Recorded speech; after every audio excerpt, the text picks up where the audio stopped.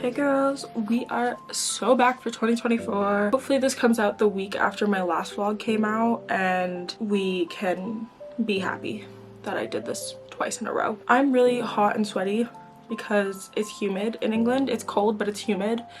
And coming in from outside means that I will inevitably just become sweaty. And lastly, if you watched my last video, you would have noticed I cut a lot of my hair off and it took me a while, but I think this is my look for 2025. So this year I'm going to attempt a book buying ban, effective immediately. It is January 28th. That means that anything that happened before today, totally fine. Which leads us to my January book haul. This does include books that I got for Christmas and books that I got as gifts in the meantime. So when I tell you the total of how much I spent on books this month, you're gonna be surprised given the amount of books that I actually have. I'm not counting ebooks. Actually, I think I only had one ebook. Let me see if I could check my Kobo. I have one ebook that I purchased this month and then a few books, a few like IRL books. Actually, that's a lie. I bought two books this month. Okay, so let's start with my current read and then we'll work our way down the pile. So my first book was given to me as a gift for Christmas from my sister, and that is The Ministry of Time by Kellyanne Bradley. It's my current read. I'm about a third of the way through and I am completely hooked. I think about this book when I'm not reading it. I think about it all the time. This is a debut by Kellyanne and I think it is brilliant. I think it's so good so far. So really excited about this. And I feel like because it's the end of January, I thought I should start reading a book that's kind of out of the norm for me, which is, what's the right word? It's sci-fi, speculative fiction, so it's a little bit different for me.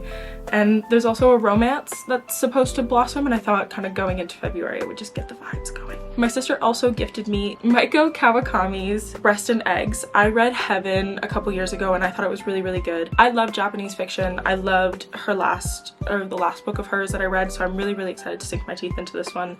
This has been on my TBR for so long, and I got the North American cover, which is very unique. I love having like that kind of like diversity in my bookshelf, that it's not all like British, because I find that British book covers often look very similar to each other. Next, we're gonna jump into some books that I thrifted. First one, which is arguably my best thrift find ever, is Ex-Wife by Ursula Parrott. This has been on my TBR since the re-release that they did at Daunt Books. I know it's a Faber edition, okay, but I saw it in Daunt Books ages ago when it was like their storefront, like all their windows were Ex-Wife, and I have been wanting it since then. Just couldn't bring myself to spend £9 on it. I don't know. Also have a hard time buying hard copy books if it's available for cheaper on the Kobo store, but I did want to have like a copy of this one, and so when I found it in the thrift store for £2, I said, you're coming home with me, baby girl. And so I'm really excited to read this. Monica Heisey has a quote on the cover, which is a good sign because I love her. I went to a talk a little while ago that she was at and she's just so brilliant. She's everything that I want to be, my idol. Like, I love her.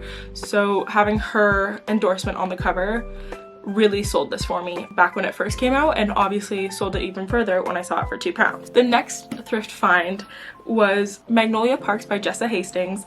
I've been wanting to read this for a while because I kind of think it gives reality vibes, kind of like London elite class, and I think that that's really like fun. And like, I don't think it's like a serious book, but after seeing Georgia Richard and Sophie Jane on YouTube talking about this book like years ago, months ago, I don't even know, I've been desperate to find it. Again, I wasn't gonna spend £10 on it, and I found this one for £1.80 at Cancel Research. So I thought that was a pretty good steal personally, and I can't wait to sink my teeth into it as well. I think that's just gonna be what I say about everything. So the last thrift find is Earthlings by Sayaka Murata. I, again, love Asian fiction. This is an anthology, which I'm really excited about. I didn't want to get the hardcover when it came out, and so finding the paperback was really exciting, especially for £2.50, when I think this probably retails, oh it does, for £13. So great deal on this one. I love an anthology. I find them so quick to go through and I always find them so gripping. One of my favorites is She's Always Hungry by Eliza Clark and Someone Will Love You in All Your Damaged Glory by, I forget his name. Those are my two favorite anthologies. I'm a huge sucker for anthologies, so really excited about this one. Then I bought myself an educational book. I don't know why I yelled that. Then I bought myself an educational book. This is The Film Director's Intuition by Judith Weston. I read Directing Actors when I was in university because I did a directing actors class, and I just thought it was really insightful. So when I saw that this existed, because I bought my boyfriend Directing Actors for Christmas, when I saw that this existed, I knew that I needed it. So there's not really much else I can say about it. I haven't started it, but coming soon. It is the year of my writing career. I'm trying to get my foot in the door wherever I can, and I'll have a whole video about that probably by the end of the month, so stay tuned for that. But I'm really trying to focus on my writing this year, and I just think that this will be a really, really good resource, because her last book talked a lot about not directing your actors with like telling them how they should feel, and that's been a really big like piece of advice that I've used throughout my scripts, is like not telling them how they should feel, but showing them like what you want them to feel. And I just know that she's gonna have a plethora of information, even though I'm not a director, she's gonna have a lot of information to kind of influence my writing, and for that I'm excited. The last two books are maybe a bit rogue to some of you who don't know me, which is probably none of you, because I think the only people who watch this channel are my friends and family. But I speak French. French is my mother tongue. It's no longer, I can't consider it anymore my first language because I don't speak it enough anymore, but it is my mother tongue, and I am trying to reconnect with that kind of part of myself this year. I recently went to Belgium just so that, I went with my mom so that we could have a girly trip, but also because I wanted to immerse myself in French-speaking spaces more. And while I was there, I picked up 2 books in French that I'm really, really excited about. Disclaimer, I haven't read a novel in French since I was probably 18, so I wanted to ease myself into it by picking out a book that I felt was simple enough that I've already read in English, and for that I picked Sally Rooney's Normal People. Look how tiny this book is. Like, it just fits in my hand. It's like a pocket edition. That's crazy. But I did get Normal People because, for one, when I read it in English, I found it very, very simple. Not simple as in I didn't like it. I obviously liked it. I bought it in French, but I found it really easy to read, and I think I read it in the span of 12 hours. So I got it in French because if I could read it in English in 12 hours, I'm sure I can get through this within an acceptable amount of time. And then the next book I got is Bristol by Jean Echenaz. If I butchered that, I'm so sorry. I've never seen this name before, but I think it's just a quote on the back. I don't know if you guys can see that. It's just a quote on the back, so I have actually no idea what the full thing is about, but the gist on the back is that it's about film, and I thought, I love film, so I thought that this would be an ideal book for me to pick up. It's kind of dirty because it's white and it's like paper, like it's not like glossy, so it obviously got dirty, but I feel like it's pretty small. Look how big the text is. Like, I just think that this was like the perfect size to kind of get me back into it. It's also a limited edition, not a limited edition, but a special edition.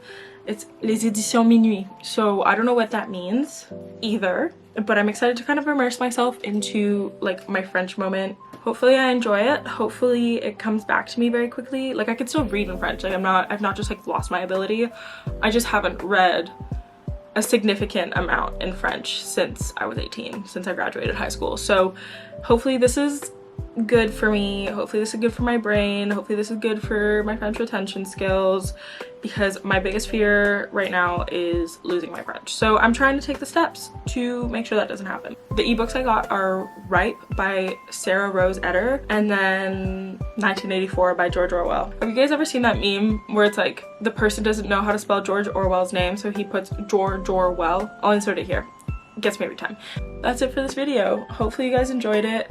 It's a nice and quick one, so let me know if you liked it. Let me know what you've bought for books for this year. Let me know what's on your TBR for this year. Let me know if you're on a book buying ban like I am. I think I'm giving myself until July to not buy books, with the exception of ebooks if it's a good deal. If it's like a 99p moment, I think that's acceptable. I hope you guys enjoyed this video. If you did, please give it a thumbs up and subscribe. Coming soon to my YouTube channel near you, I'm starting a series about my writing journey for 2025 with the ultimate goal of pitching a series to a producer by the end of the year. So stay tuned for that. That will be coming at some point, probably this month. So that'll be starting hopefully by the end of the month. Okay, hold me to it. Hold me to it. I hope you guys enjoyed, and I'll see you in my next one. Bye.